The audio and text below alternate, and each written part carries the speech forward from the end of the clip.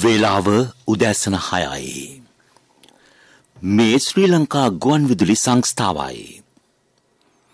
මෙන්න ප්‍රවෘත්ති සංස්කරණයේ හේමන්ත හෙට්ටිගේ ප්‍රකාශය ටීඩී.කේ ජයන්ත. ශ්‍රී ලංකාවට ඉන්දියාවෙන් අඛණ්ඩ සහාය. ජාත්‍යන්තර මුල්‍ය අරමුදලේ නියෝජිත පිරිසක් අද දිවෙනට. කොළඹ ප්‍රමුඛ ප්‍රධාන නගරවල පාසල් මේ සතියේ නොපැවැත්තේ. ඉදිරි සති දෙක තුල රාජ්‍ය සේවකයන් සේවයට කැඳවීමේ සීමාවක්. වී-අලෙවි මණ්ඩලයෙන් සහල් මෙට්‍රික් ටොන් දසදහසක් වෙළඳපළට. සමස්ත පෞද්ගලික බස් රථ සංඛ්‍යාවෙන් 50%ක් අද සිට ධාවනයට. ප්‍රංශ ජනාධිපතිවරයාට පාර්ලිමේන්තුවේ බහුතරය අහිමි වේ. ඕස්ට්‍රේලියාව සමග තුන්වන එක්දින ජාත්‍යන්තර ක්‍රිකට් තරගයත් ශ්‍රී ලංකාව ජයගනී. මෙම දුෂ්කර අවස්ථාවේ තවදුරටත් ශ්‍රී ලංකාවට සහාය දීමට ඉන්දියාව තීරණය කරයි. ඉන්දියා විදේශ කටයුතු ඇමති ආචාර්ය එස් ජයශංකර් මහතාගේ ප්‍රධානත්වයෙන් පැවති විදේශ කටයුතු පිළිබඳ පාර්ලිමේන්තු උපදේශකාරක සභා රැස්වීමේදී එරට විපක්ෂ පක්ෂ මන්ත්‍රීවරුන් ශ්‍රී ලංකාවට සහාය දීමට ඒකමතිකව තීරණය කර තිබේ. ශ්‍රී ලංකාවේ වත්මන් තත්ත්වය පිළිබඳව ඉන්දියා විදේශ කටයුතු ඇමතිවරයා එහිදී පක්ෂ විපක්ෂ මන්ත්‍රීවරුන් දැනුවත් කළේය. කාරක සභා රැස්වීමේදී ශ්‍රී ලංකා මුහුණ දී ඇති අභියෝග හා එහිදී ඉන්දියාවේ භූමිකාව පිළිබඳ සාකච්ඡා කළ බව ඉන්දියා විදේශ කටයුතු අමාත්‍යාංශය කියයි. ජාත්‍යන්තර මුල්‍ය අරමුදල ශ්‍රී ලංකාවට සපයන ණය සම්බන්ධයෙන් වන කාර්ය මණ්ඩල මට්ටමේ ගිවිසුම් වලට එළඹීම සඳහා එම අරමුදලේ නියෝජිත පිරිසක් අද දිවෙන්ට පැමිණිති. කාර්ය මණ්ඩල මට්ටමේ නියෝජිත පිරිසක් හැකෙක්මනින් මෙරටට එවන්නයි අගමැති රනිල් වික්‍රමසිංහ මහතා ජාත්‍යන්තර මුල්‍ය අරමුදලේ කළමනාකාර අධ්‍යක්ෂ ක්‍රිස්ටනීලා ජෝජිවා මහත්මියගෙන් පසුගියදා ඉල්ලා සිටියේය. ශ්‍රී ලංකාවට සහාය දීමට ජාත්‍යන්තර මුල්‍ය අරමුදල සූදානම් වී සිටින බව පැවසූ අධ්‍යක්ෂවරිය අගමැතිවරයාගේ ඉල්ලීමට කඩිනම් ප්‍රතිචාර දක්වමින් කාර්ය මණ්ඩල මට්ටමේ නියෝජිත පිරිසක් මෙරටට එවීමට ඒකගත්වය පළ කළාය. ශ්‍රී ලංකාව ජාත්‍යන්තර මුල්‍ය අරමුදල අතර කාර්ය මණ්ඩල මට්ටමේ ගිවිසුම් අසන් තැබීම මත ණය ගැනීම සම්බන්ධ ඉදිරි ක්‍රියාමාර්ග නදා පවතින බවත් නියෝජිත පිරිස සතයක් පමණ සාකච්ඡා සඳහා මෙරට රැඳී සිටින බවත් අගමැති කාර්යාලය සඳහන් කරයි. කොළඹ කලාපයේ ආසන්න නගර ආශ්‍රිතව සහ සෙසු පළාත්වල ප්‍රධාන නගරවල පිහිටි පාසල් මේ සතියේ නොපැවැත්වීමට තීරණය කර ඇතැයි අධ්‍යාපන අමාත්‍යාංශය පවසයි. ප්‍රධාන නගර නොවන ප්‍රදේශවල පිහිටි පාසල් සම්බන්ධ සුදුසු පරිදි කටයුතු කිරීමට බස්නාහිර ඇතුළු සියලු පළාත් අධ්‍යාපන බලධාරීන්ට අවසර දී තිබේ. පාසල් පැවැත්වුවද යම් සිසු කණ්ඩායමකට සහභාගී වන්නට නොහැකි නම් එම සිසුන්ට මාර්ගගත ඉගැන්වීම සඳහා පහසුකම් පවතින්නේ නම් එම ක්‍රමය භාවිත කිරීමේ හැකියාව පවතී. ප්‍රාදේශීය මට්ටමින් අඩු සිසුන් සංඛ්‍යාවක් සිටින පාසල්වල සිසුන්ට හා ගුරුවරුන්ට විදුහල්පතිවරුන්ට ප්‍රවාහන අවශ්‍යතා බල නොපාන තත්ත්වයක් යටතේ එම පාසල් ආරම්භ කර පවත්වාගෙන යාමට පළාත් අධ්‍යාපන නිලධාරීන්ට අවසර පවතී. පැමිණීමට නොහැකි සිසුන් සහ ගුරුවරුන් සංඛ්‍යාව සැලකිල්ලටගෙන පාසල් පවත්වාගෙන යාමට හැකියාව පවතින්නේ නම් විදුහල්පතිවරුන්ට කලාප අධ්‍යාපන අධ්‍යක්ෂවරයා සමග සාකච්ඡා කර සුදුසු පියවර ගැනීමට අවසර දී ඇතැයි අධ්‍යාපන අමාත්‍යාංශය නිවේදනය කරයි. අමාත්‍යාංශ පළාත් අධ්‍යාපන නිලධාරීන් සමග මාර්ගගත ක්‍රමයට පැවති සාකච්ඡාවකදී ඉදිරිපත් වූ තොරතුරු අනුව මෙම තීරණයට එළඹ තිබේ. අද සිට සිකුරාදා දක්වා සතිය තුළ ඒ ක්‍රියාත්මක කෙරේ. එම ක්‍රියාවලිය සමාලෝචනයට ලක් කර ලබන සෙනසුරාදා පවත්වන සාකච්ඡාවකින් පසු ලබන 27 වෙනිදායින් ආරම්භ වන සතියේ අධ්‍යාපන කටයුතු සම්බන්ධයෙන් තීරණය කරන බවද අධ්‍යාපන අමාත්‍යාංශය පවසයි. ඉදිරි සති දෙක කාලයේදී දහවල් කාලයේ විදුලිය කප්පාදුවක් සිදු නොකරන බව මහජන උපයෝගිතා කොමිසම පවසයි. ඒ අනුව අද පටන් පෙරවරු 8 සිට පස්වරු 1 දක්වා විදුලි කප්පාදුවක් සිදු නොකෙරේ. මාර්ගගත ක්‍රමයට අධ්‍යාපන කටයුතු සිදු කරන බැවින් දහවල් කාලයේ විදුලි කප්පාදුවක් සිදු නොකරන ලෙස අධ්‍යාපන අමාත්‍යාංශය කර ඇති ඉල්ලීමට අනුව කොමිසම එම ක්‍රියාමාර්ගය ගෙන තිබේ. අද සිට ක්‍රියාත්මක වන පරිදි සති දෙක කාලයක් රාජ්‍ය සේවකයන් සේවයට කැඳවීම සීමා කිරීමට රජය තීරණය කර තිබේ. ඊට දාලා රාජ්‍ය පරිපාලන චක්‍රලේඛය මේ වන විට නිකුත් කර තිබේ.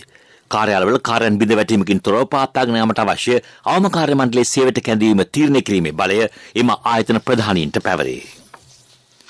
මේ ප්‍රවෘත්ති ශ්‍රී ලංකා ගුවන්විදුලි සංස්ථාවෙන්.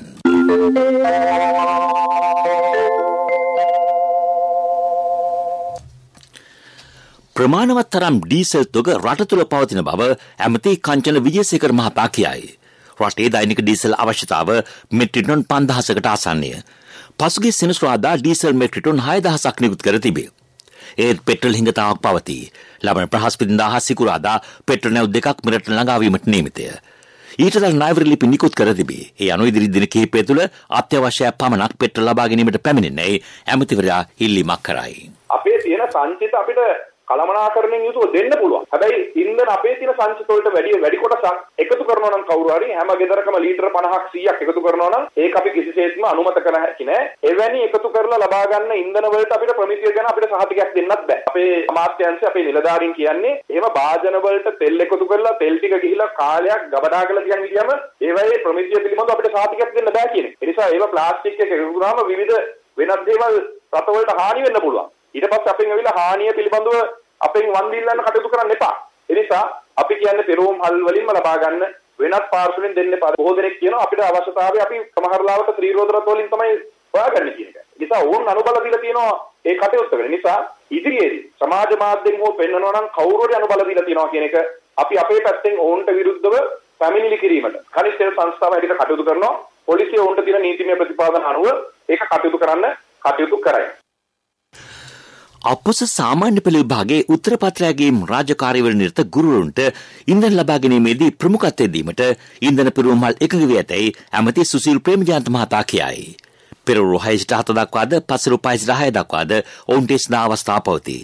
ඒ පිළිබඳව කරුණු පැහැදිලි කරන අධ්‍යාපන අමාත්‍යවරයා මෙහිදී කියන්න ඕනේ මේ දින නිවාඩු දින ලෙස කොහොමත් ප්‍රකාශයට පත් වෙලා තියෙන නිසා ගුරුවරුන්ට නොපෙමිණියයි කියලා ගැටලුවක් නැහැ. නමුත් අපි දන්නවා බුදුහල්පතිරුන්ට ගුරුවරුන්ට අති බහුතරයකට අවශ්‍යතාවය තිබෙනවා. ඒ දරුවන්ගේ අහිමි වී ගිය අධ්‍යාපනය යථා තත්ත්වයට පත් කරන්න. ඒ සඳහා අවශ්‍ය ඉඩකඩ අපි ලබා දීලා තිනවා. ඒ වගේම අපේ උත්තර පත්‍ර සමීක්ෂණය කරන ගුරුවරුන්ට මම විශේෂයෙන් ඉල්ලීමක් කරන මම තෙල් සංස්ථාවෙන් අද උදෙත් විපරම් කළා. ඒ වගේම ඉන්ධනහල් හිමියන් කීප දෙනෙක් කතා කළා. පෙරවරුවේ රාජකාරියට යන්න කලින් උදේ 6:07 කියන පැය තුලත් රාජකාරිය අවසන්ලා හවස 5-6 කියන කාලය තුලත් ඉන්ධනහල් වෙත යනවා නම් මම හිතන්නේ ඉන්ධනහල් හිමියන් සූදානම් එයාට විශේෂයෙන්ම අවශ්‍ය සහයෝගය ලබා දෙන්න කියන එක අද උදේ මට ඔය ටැංකරත් සංවිධානයේ සභාපතිතුමා ඒගොල්ලන්ට ඉන්ධනහල් හිමි කියලා තිනවා. ඒ නැතත් අපි තෙල් සංස්ථාවට සහ ලංකා ගමනාගමන මණ්ඩලයටත් ඒ වගේම ඊයේ පෞද්ගලික බස් සංගමයේ සභාපතිතුමා පවා ඒ සහයෝගය දෙන්න මට දැනුම් දුන්නා.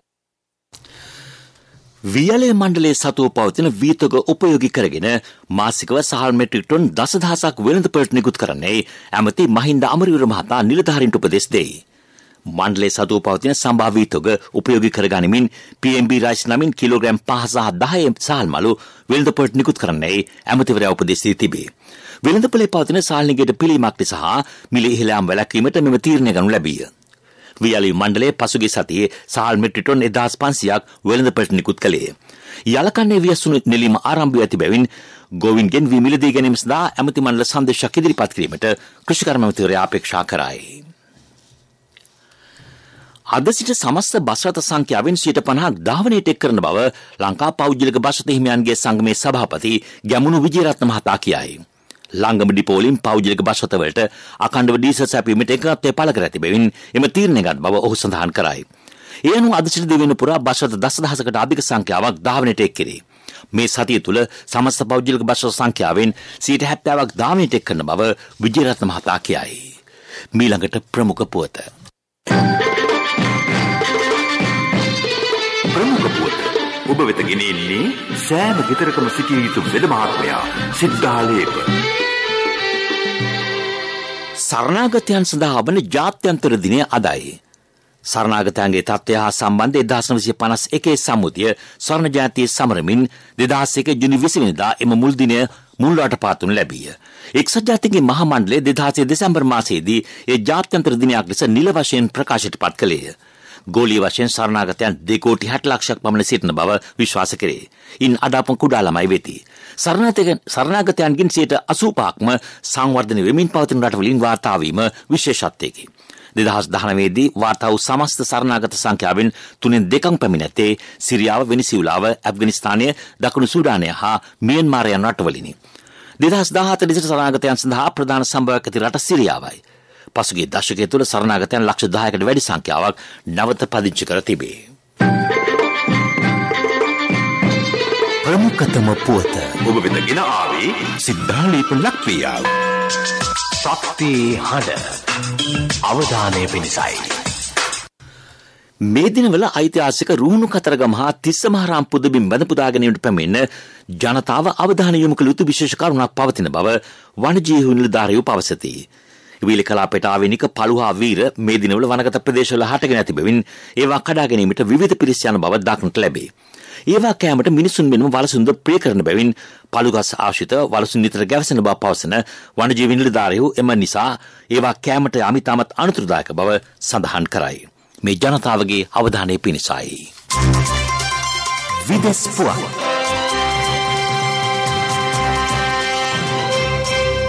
ප්‍රංශ ජනාධිපති එමානුවල් මැක්‍රොන් මහතාගේ නායකත්වයෙන් යුත් පාලක පක්ෂයට එරට පාර්ලිමේන්තුවේ බහුතර බලය අහිමි වෙයි.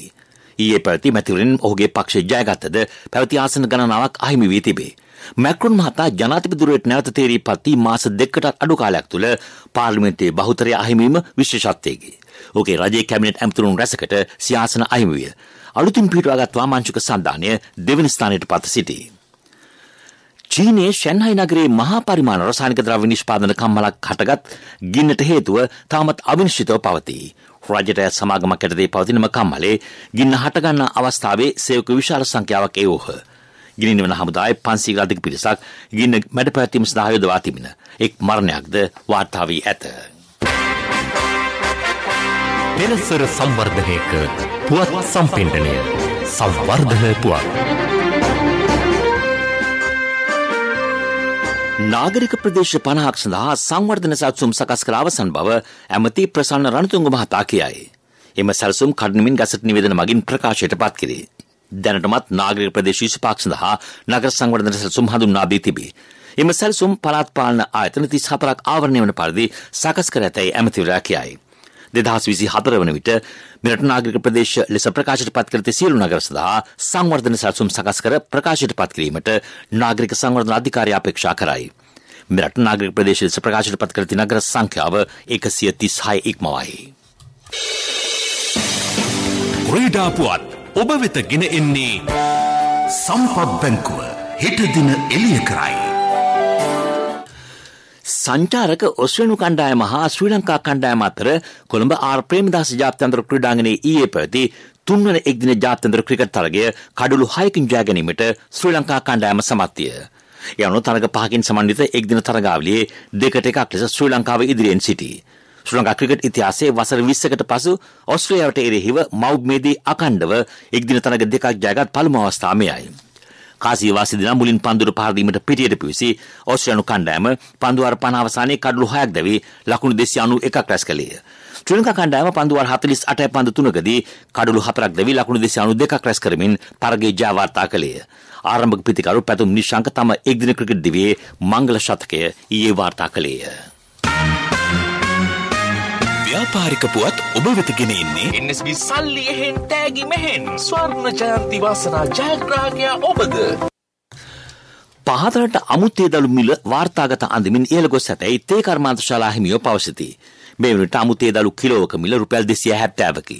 උසසතේ අමුත්තේ දළු කිලෝවක් රුපියල් 275කට අලෙවි වේ. පවතින තත්ත්වය හමුවේ ඉදිරියේදී පහතරට අමුත්තේ දළු මිල තවදුරටත් ඉහළ නොඇතැයි කර්මාන්ත ශාලා හිමියෝ විශ්වාසය පළ කරති. ව්‍යාපාරික පුවත් ඔබ වෙත ගෙනාවේ NSB සල්ලි එහෙන් තෑගි මෙහෙන් ස්වර්ණ ජයන්ති වාසනා ජයග්‍රාහකයා ඔබද. NSB ස්වර්ණ ජයන්තිය වෙනුවෙන් සුපිරි ජයග්‍රාහකයාට රන් පවුන් 50ක්, දෙවැනි ජයග්‍රාහකින් 10 දෙනාට ස්කූටර්, දෙවැනි ජයග්‍රාහකින් 10 දෙනාට iPhone, සිව්වැනි ජයග්‍රාහකින් 29 දෙනාට මවුන්ටන් බයික්. 2021 ඔක්තෝබර් 1 වෙනිදා සිට 2022 දෙසැම්බර් 31 දක්වා NSB U Trust තරහ අවමේ වරකට ඇමරිකානු ඩොලර් 100ක් ඊට සමාන ඕනෑම විදේශ මුදලක් 3 වතාවක් එවන්න. ආර්ථික පුවත් ආවරණය ඔබේ ඕනම අවශ්‍යතාවයකට සුදුසු මූල්‍ය විසඳුම් දෙන එන අය දිනු වෙන අය එන LOC සමූහය එන්න දිනු වෙන්න. ලංකා බැංකුව ඉතිහාසයේ වාර්තාගත රුපියල් කෝටි 4,300ක බදු පෙරලාභයක් උපයයි. නායකම් පුල් ක්‍රීම හා දීපාව්‍යාප්ත සියලු ස්තරයන් ආවරණය කරන ගනුදෙනු කරවන්ට සමීප සේවාවක් සැපීම මගින් අදාළ ඉලක්ක සපුරා ගැනීමට හැකි වේ ඇතැයි බැංකුවේ සභාපති කාංචන රත්වත මහතා කියයි. ලංකා බැංකුවේ 2021 වාර්ෂික වාර්තාව ජනාධිපතිතුමාට පිළිගැන්වීම ජනාධිපති මණ්ඩලයේදී පසුගියදා සිදුවිය.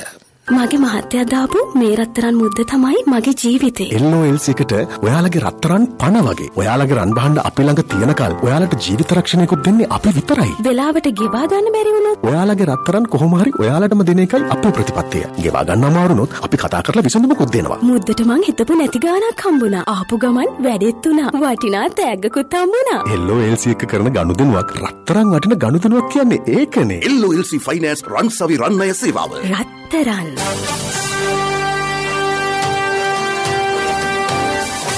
කාලගුණ වාර්තාව.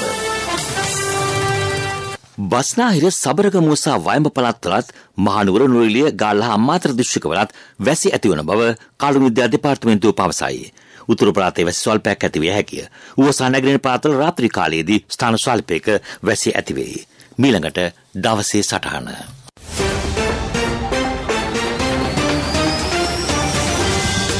මේ වන විට රටේ ඉන්ධන පෝලිම් ඇත, ගෑස් පෝලිම්ද ඇත. ජනතාවට දුෂ්කරතාවලට මුහුණ දීමට සිදු වී ඇති බවද සත්‍යකි. රජය එම දුෂ්කරතාවලින් ජනතාව බේරා ගැනීමට ඔවුන්ගේ එම අවශ්‍යතා ලබා දීමට කටයුතු කරමින් සිටින බවද අපි දනිමු. විවිධ බාධක ඇත, ගැටලුද ඇත. එහෙත් ජනතාවට ආර්ථික අර්බුදයෙන් මිය යාමට රජය ඉඩ දෙන්නේ නැත. ඒ අතර මෙම ඉන්ධන ගෑස් පෝලිම් වලට එකතු වෙමින් මහජනතාව පොලිසිය කුපිත කර ඔවුන් ගැටුම් වලට පාත්‍ර කර ඒ හරහා රජය අරාජික කිරීමට සිදු කරන මහා දැවැන්ත කුමන්ත්‍රණයක් ක්‍රියාත්මක වන බව මෙවර විට රටේ ජනතාව දැන සිටීම ඉතා වැදගත්ය.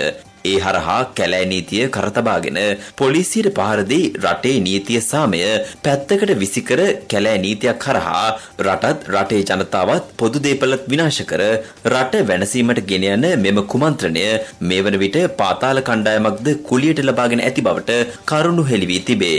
මේ ආකාරයෙන් විනාශකාරී ක්‍රියාවන් සිදු කරමින් දවසින් දවස රට අගාධයට ඇද දැමීමට කටයුතු කරන මෙම ජාතිද්‍රෝහී දේශද්‍රෝහී කණ්ඩායම් වලට ගොදුරු නොවි තම තමන්ගේ ආරක්ෂාව තහවුරු කරගෙන ඉවසීමෙන් කටයුතු කිරීමටත් මෙම ප්‍රශ්න කඩිනමින් විසඳා ගැනීමටත් ජනතාව උනන්දු විය යුතුයි. සෑම අඳුරු වලාකුළකම රිදී රේඛාවක් ඇති බව ජනතාව අවබෝධ කරගනු ඇතැයි අපි විශ්වාස කරමු. ප්‍රවෘත්තිසන් කිරීමට යලි සිරස්තල. ශ්‍රී ලංකාවට ඉන්දියාවෙන් අකණ්ඩ සහාය. ජාත්‍යන්තර මුල්ල අරමුදලේ නියෝජිත පිරිසක් අද දිවෙන්ට. කොළඹ ප්‍රමුඛ ප්‍රධාන නගරවල පාසල් මේ සතියේ නොපැවැත්තේ. ඉදිරි සති දෙක තුල රාජ්‍ය සේවකයන් සේවයට කැඳවීමේ සීමාවක්. වියලේ මණ්ඩලයෙන් සහල් මෙට්‍රික් ටන් දසදහසක් වෙළඳපළට. සමස්ත පෞද්ගලික බස් රථ සංඛ්‍යාවෙන් 50% අද සිට ධාවනයට. ප්‍රංශ ජනාධිපතිවරයාට පාර්ලිමේන්තුවේ බහුතරය අහිමි වේ. ඕස්ට්‍රේලියාව සමග තුන්වන එක්දින ජාත්‍යන්තර ක්‍රිකට් තරගයත් ශ්‍රී ලංකාව ජයගනී. අපගේ මෙම පොත් ප්‍රකාශයට www.slbc.lk වෙබ් අඩවියේද ඔබට සාන්දිය හැකියි. මීළඟට අපගේ ප්‍රධාන පොත් ප්‍රකාශය දහවල් 12:45ට බලාපොරොත්තු වන්න. උදෑසන ප්‍රවෘත්ති ඉන් සමාප්තයි.